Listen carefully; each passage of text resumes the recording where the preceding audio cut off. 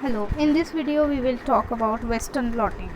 So how practically this can be done. So Western blotting is used for the checking or determination of protein expression. So you will be knowing how much in comparison to, for example, control in disease treated animals or any cell lines, how much proteins are expressed, so that this is helpful to determine if their downstream signalings are activated or not, that you can further confirm with the PCR. So for sequential steps involved in Western blotting involves tissue lysate preparation. This involves 4 stages mainly, that is lysis by using homogenization, addition of protease and phosphatase inhibitor, then loading of the sample or preparation of sample buffer and denaturation. After homogenization, you need to add proteases and phosphatase inhibitors, and then you add sample or loading buffer, which is made up of glycerol and bromophenol blue mainly, and denaturation is done by boiling in the water bath. So this is just the sample preparation which you are going to load in your Western blot. So I will, in this video I will just try to explain you the methodology part, which how this can be done. So whole procedure of sample preparation involves nearly 5 milligram of tissue you will be taking, and that you will be adding into around 300 microliter ice cold lysis buffer, then homogenize it, centrifuge it for 20 minutes at 12,000 rpm at 4 degree, and keep in ice and aspirate the samples, and then you will be in the later stages you will be adding sample loading buffer.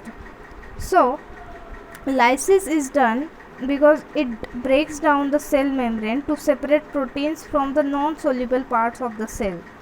A number of lysis buffer can be used, which varies in the strength of their detergents in order to release soluble proteins.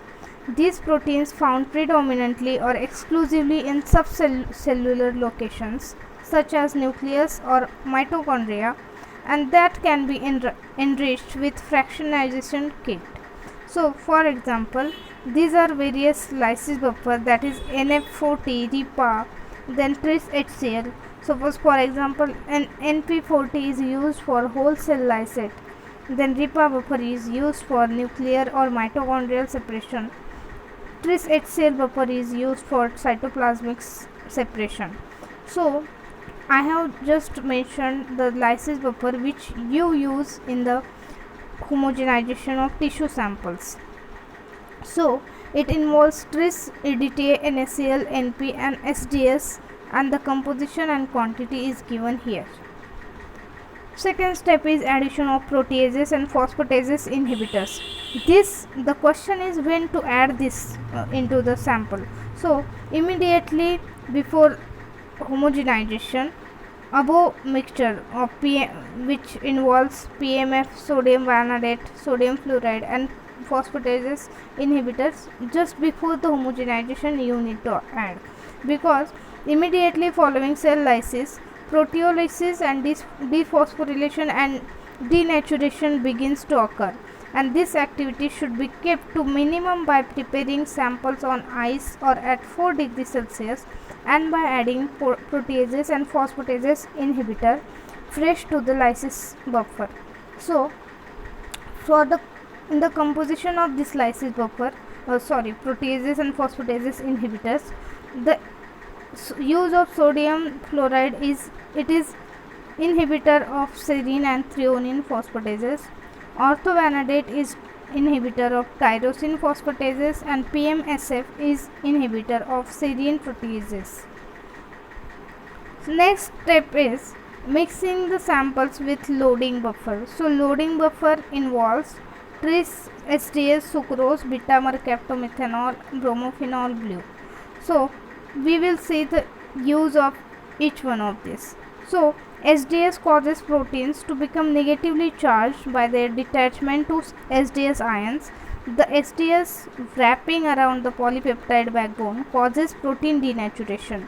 The negative charge conferred by SDs to polypeptide chains is proportional to their length. Because of this, proteins can be separated by SDS gel electrophoresis according to their molecular weight and not by intrinsic electric charge. Both the loading buffer and the gel running buffer contains SDS to allow this.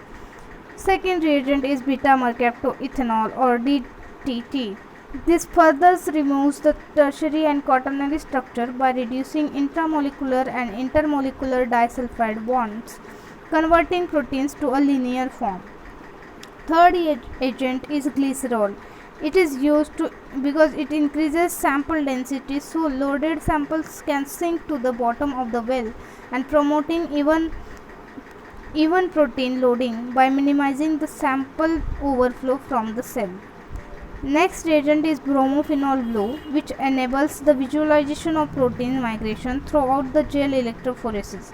Because of its sample size, the bromophenol blue migrates faster than the proteins in the sample and provides a migration front to monitor the electrophoresis process and prevent sample runoff.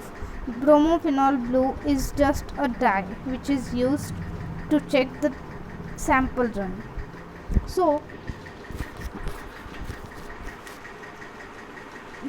determine how much protein is there, and as per that, suppose you are going to load 10 to 50 microgram of proteins, then you need to add around, or this quantity will be mentioned in the loading buffer solution which is provided by manufacturers. Next stage is denaturation. So after addition of loading buffer, you need to reduce and denature the samples by boiling the lysates in sample buffer at 95 to 100 degrees Celsius for 5 minutes. And these steps should only be skipped if the antibody datasheet recommends that non-reducing or non-denaturing conditions. So then you need to centrifuge it for the 16,000 G for 5 minutes, and these samples can be stored at minus 26 degree, and that may be used for further gel electrophoresis. So gel preparation mainly involves stacking gel and separating gel, which is of the difference is just of the pH and the strength. So stacking gel pH is 6.8 and separating gel is 8.8 because this is 0.5 molar trace and separating gel is 1.5 molar trace. Also, stacking gel is mainly of 4% and separating gel most of the proteins you will observe in 10% gel. Next is 30% acrylamide preparation in the preparation of gel. So it involves 30 gram